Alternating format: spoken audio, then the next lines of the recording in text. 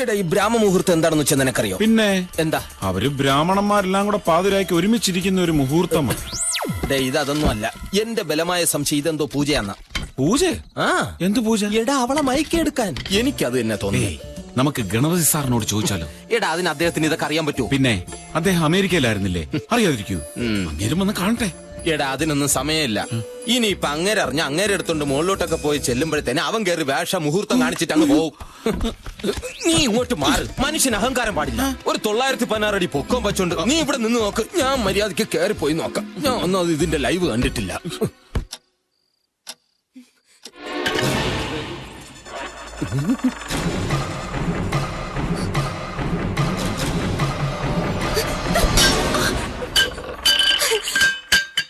வெள்ளிக்கிண்ணம்தான் தங்க கைகளில் முத்து புன்னகை அந்த கண்களில் வைர சிலைதான் அந்தன் பக்கத்தில் ராஜாவின் பார்வை ராணியின் பக்கம்.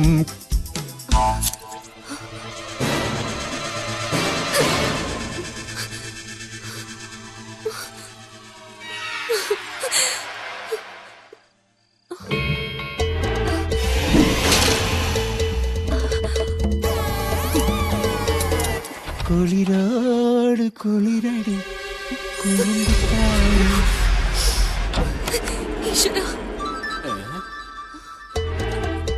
ഇതിവിടെ പോയത് ഇപ്പൊ ശരിയാക്കി തരാടാ മണിയപ്പ. ഇതൊന്ന് കിട്ടിക്കോട്ടെ.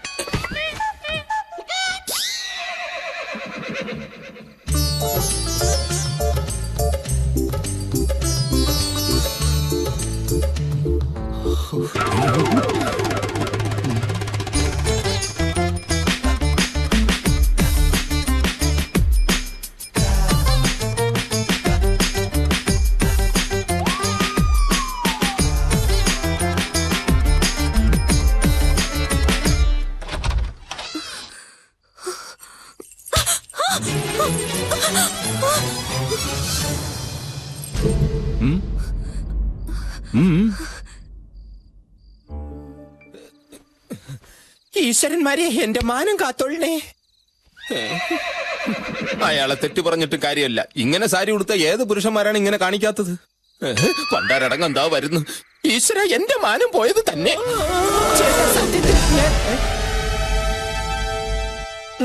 എവിടെ പോയി? എന്റെ ചാരിത്രം രക്ഷപ്പെട്ടു. മോളെ, മോളിപ്പ കനുള്ള എന്തെങ്കിലും സാധനം എടുത്ത് താഴത്തേക്ക് ഇട്ടായിരുന്നോ? അല്ല, കിണറ്റിൽ എന്തോ വീഴുന്ന ഒച്ച കെട്ടി, അതുകൊണ്ട് ചോദിച്ചതാ. ഇവിടെ എന്തോ കുഴപ്പമുണ്ട്, അത് ഉറപ്പാ. കൃഷ്ണ, കൃഷ്ണ, നീ ഇവിടെ ഒളിച്ചിരിക്കുന്നെങ്കിൽ എന്നോട് പറഞ്ഞൂടെ? എടാ കയ്യിന്ന് പോയടാ. എന്ത്? എടാ കല്യാണ ഡ്രസ് എടുക്കാൻ നാളെ രാവിലെ ചൈനയ്ക്ക് അല്ല ചെന്നൈക്ക് ഫ്ലൈറ്റ് ടിക്കറ്റ് ബുക്ക് ചെയ്ത് കഴിഞ്ഞു. എടാ മണിയപ്പന്റെ കല്യാണ സ്യൂട്ടിന് വേണ്ടി മാത്രം 50,000 രൂപ അയാൾ മാറ്റി വെച്ചേക്കുന്നത്. എടാ ശാലുവിന്റെ ഡ്രസ്സിന് ഫാഷൻ ഡിസൈനർ എന്ന ഒരാളിനെ ഇങ്ങോട്ട് കെട്ടിയെടുക്കാൻ പോവാ. അത് തുണിക്കട സഹിതം ബാംബേന്ന്.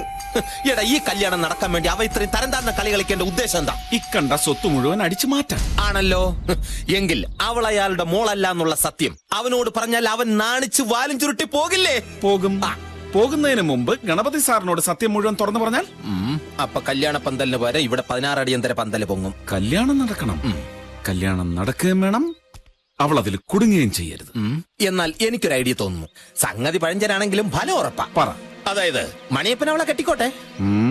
എടാ കെട്ടിയില്ലല്ലോ, പറഞ്ഞു തീരട്ടെ. ആദ്യ രാത്രിയിൽ പാല് കൊടുക്കുന്നൊരു ഏർപ്പാടുണ്ട്. എടാ കൊടുത്തില്ലല്ലോ, നീ ഒന്ന് അടങ്ങ്. എടാ പാലിൽ ഉറക്കക്കുളിയിട്ട് കലക്കി അവളെ കൊണ്ട് അവന് കുടിപ്പിക്കുന്നു. ആവേശം മൂത്ത് അവൻ അവളെ കൊണ്ട് അത് കുടിപ്പിക്കുന്നു. സംഗതി എളുപ്പമായില്ലേ? അല്ല കുഴപ്പമാവൂല്ലേ? എന്നാ മറ്റൊരു ഐഡിയ ഒക്കെ എന്റെ അടുത്തുണ്ട്. പക്ഷെ അതിന് എനിക്ക് നിന്റെ സഹായം വേണം. അതെന്തോന്നു? ഇന്ന് രാത്രി 12 മണിക്ക് വൈകുണ്ഠത്തിലെ എല്ലാ ലൈറ്റും ഓഫ് ആവണം. ഈസി അല്ലേ? ഫീസ് ഊരിയ പോരെ. പക്ഷെ കുഴപ്പമാണ്, ഫീസ് മെയിൻ സ്വിച്ച് വീടിനകത്താണ്. മുൻവശത്തെ വാതിലിന്റെ ഡ്യൂപ്ലിക്കേറ്റ് താക്കോൽ. അപ്പൊ ഇവിടെ മനുഷ്യര് മാത്രമല്ല ഡ്യൂപ്ലിക്കേറ്റ്, എല്ലാം ഡ്യൂപ്ലിക്കേറ്റ് തന്നെയാണ്.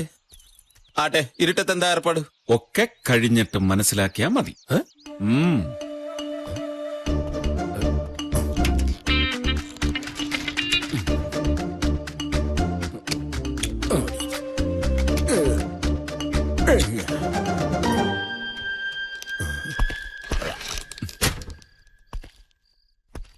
ഞാനും ചെല്ലാം. ഇരുട്ടത്തവൻ എന്താ പരിപാടി? സംഭവം എന്തായാലും നേരിട്ട് കാണാം അങ്ങോട്ട് ചെന്ന. ആ മുല്ലക്കൽ അമ്പലത്തിൽ വെടിക്കെട്ട് പ്രമാണിച്ച് എല്ലാ ലൈൻമാൻമാരും അങ്ങോട്ട് പോയിരിക്കാ സാറേ. ആ നാളെ വെളുപ്പിന് ഒരു 11-11:30 വരാൻ നോക്കാം. മതി മതി മതി, സൗകര്യം പോലെ നാളെ വന്ന് നോക്കിയാ മതി. ഇതാണ് അവസാനത്തെ ചാൻസ്.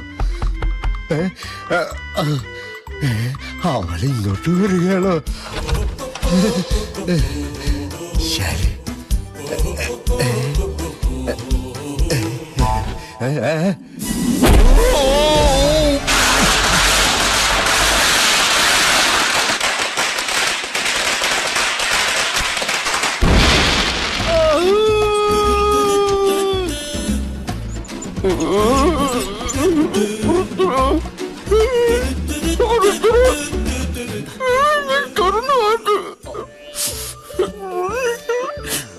എന്നെ നീ ഇഞ്ച പരുവാക്കല്ലടാ. ഞാൻ എന്ത് തെറ്റടാ നിന്നോട് ചെയ്തത്? ഇടാ, നിന്റെ അടുത്ത് ഫ്യൂസ് ഊരാനല്ലേ പറഞ്ഞുള്ളൂ. അടിക്കാൻ ഊങ്ങിയ കൈയുടെ ഇടയിലോട്ട് വന്ന് കയറാൻ ഞാൻ പറഞ്ഞോ? അനുഭവിച്ചോ?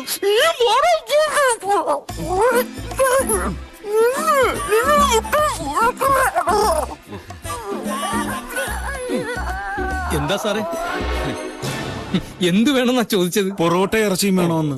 നമ്മൾ ഇതിലേ കൊടുക്കും. പാവം. അതെ, അസുഖമെല്ലാം മാറിയിട്ട് വാങ്ങി തരൂട്ടാ.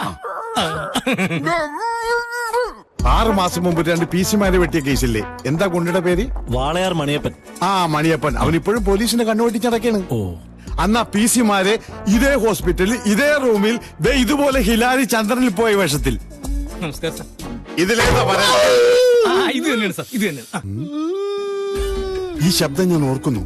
പണ്ട് വാളയാർ മണിയപ്പന്റെ അടിവയറ്റിൽ ഞാൻ മുട്ടുകാലി കയറ്റിയപ്പോൾ. കരയണ്ട, നിങ്ങളെയല്ല, മണിയപ്പന്റെ കാര്യം പറഞ്ഞു. അപ്പൊ ഇതോ വരന്റെ കൂട്ടുകാരനാണ് സാർ. ഇവന്റെ ശബ്ദം എങ്ങനാ? ഇതിനേക്കാൾ കുറച്ച് മുറിഞ്ഞു പോകും. എങ്കിൽ കൂട്ടുകാരന്റെ മൊഴി ആദ്യം എടുക്കാം. അയ്യോ സാർ, രണ്ടുപേരും വളരെ അവശ നിലയിലാണ്. ഈ ഒരു അവസ്ഥയിൽ ഒരു മൊഴിയെടുപ്പ് വേണോ? എടാ, ഡെഡ് ബോഡിയുടെ മൊഴിയെടുക്കുന്നവനാണ് പുതുവാള്. വെറുതെ. നീ പോയി ആ രോഗിയുടെ മലോടുക്കട പോടാ. ഇവളൊരു മലേഷ്യക്കാരൻ.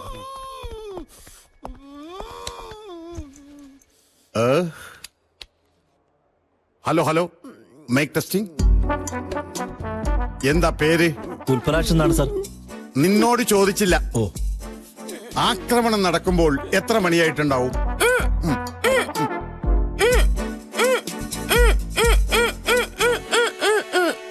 12 മണി. അടിച്ച് ചുരുട്ടി ഈ പരുവാക്കി എടുക്കാൻ എത്ര സമയമെടുത്തു? വെറും 2 മിനിറ്റ്. കേസ് തള്ളിപ്പോ. എത്ര പേരുണ്ടായിരുന്നു ആക്രമിക്കാൻ? ഒരേ ഒരാൾ. ആട്ടെ, ആളുടെ രൂപം എങ്ങനെ? കുള്ളനാണോ അല്ലെങ്കിൽ എത്ര അടി പൊക്കമുണ്ട്? 6 അടി കാണും. ഒരു 2 ഇഞ്ചും കൂടി ചേർത്തു. ആളെ കണ്ടാൽ തിരിച്ചറിയോ? സെന്റിമെന്റ്സാ. വളരെ അടുപ്പമുള്ള ആളാ. നമുക്കൊന്നും ചെയ്യാനും പറ്റില്ല. PC ഇൻവെസ്റ്റിഗേഷൻ നടക്കുമ്പോ ഇവിടെ കഴിക്കാൻ ഫ്രൂട്ട്സ് ഒന്നും വാങ്ങിയിരിപ്പില്ലേ? വെറുതെ അല്ലടാ 2 മിനിറ്റ് കൊണ്ട് നിന്റെ മോന്ത ഇതുപോലെ ആക്കിയത്.